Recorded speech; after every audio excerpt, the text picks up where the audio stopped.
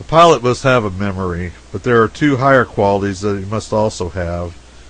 He must have good and quick judgment and decision, and a cool, calm courage that no peril can shake. Give a man the merest trifle of pluck to start with, and by the time he has become a pilot, he cannot be unmanned by any danger a steamboat can get into. But one cannot quite say the same for judgment. Judgment is a matter of brains, and a man must start with a good stock of that article, or he will never succeed as a pilot. The growth of courage in the pilot house is steady all the time, but it does not reach a high and satisfactory condition until some time after the young pilot has been standing his own watch, alone, and under the staggering weight of all the responsibilities connected with the position.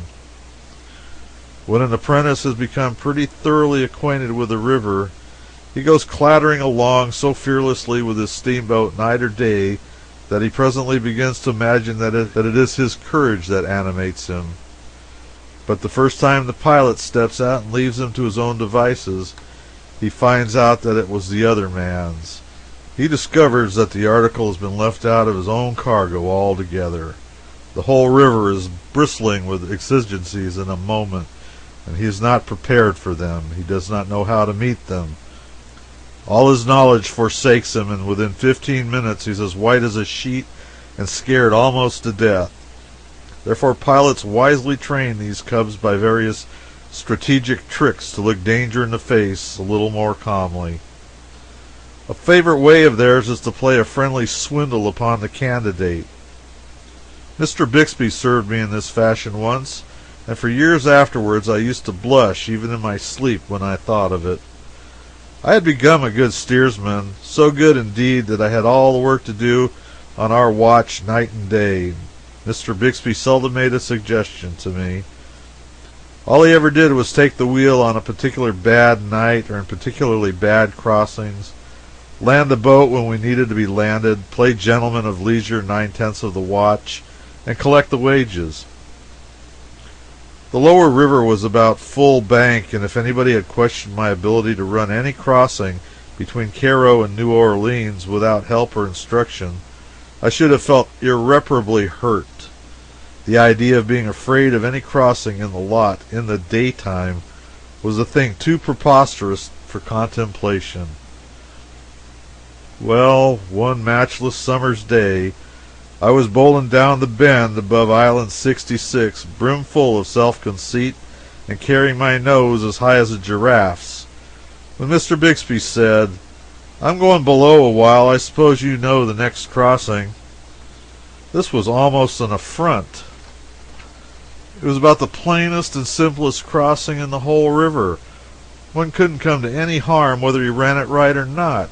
And as for depth, there never had been any bottom there. I knew all this perfectly well. Know how to run it?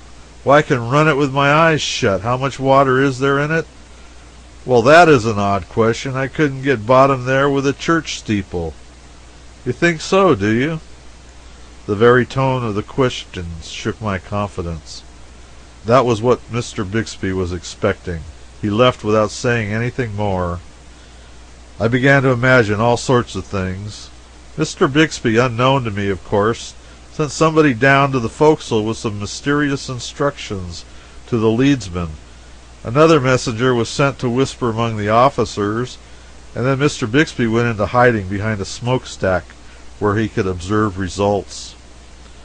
Presently the captain stepped out on the hurricane deck.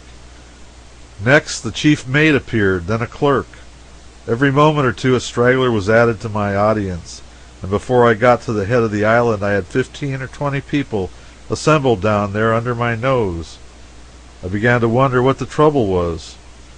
As I started across, the captain glanced aloft at me and said with a sham uneasiness in his voice, "Where's Mr. Bixby?" "Gone below, sir." But that did the business for me. My imagination began to construct dangers out of nothing, and they multiplied faster than I could keep the run of them. All at once I imagined I saw shoal water ahead.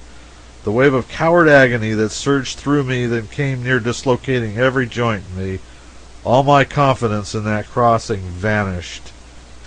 I seized the bell rope, dropped it ashamed, seized it again, dropped it once more, clutched it trembling one again, and pulled it so feebly that I could hardly hear the stroke myself.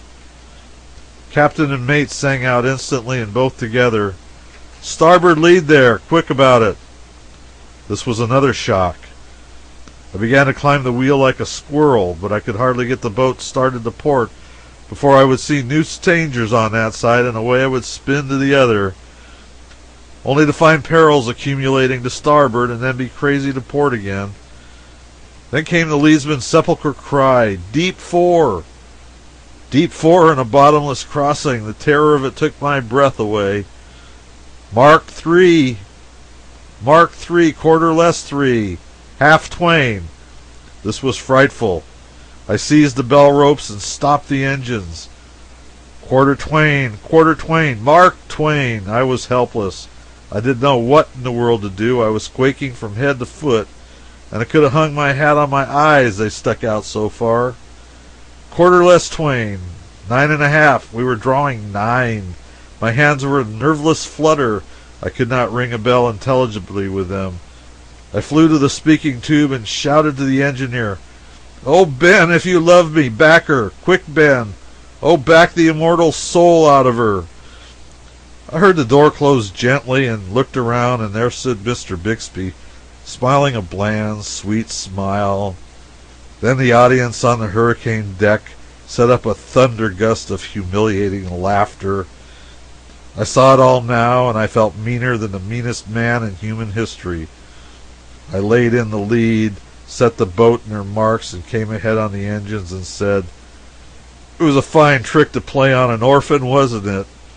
I suppose I'll never hear the last of how I was ass enough to heave the lead at the head of 66. Well, no, you won't, maybe. In fact, I hope you won't, for I want you to learn something by that experience. Didn't you know there was no bottom in that crossing? Yes, sir, I did. Very well, then. You shouldn't have allowed me or anybody else to shake your confidence in that knowledge. Try to remember that. And another thing, when you get to a dangerous place, don't turn coward. That isn't going to help matters any, and it was a good lesson, but pretty hardly learned. Yet about the hardest part of it was that for months I so often had to hear a phrase which I had conceived a particular distaste for. It was, "Oh, Ben, if you love me, back her."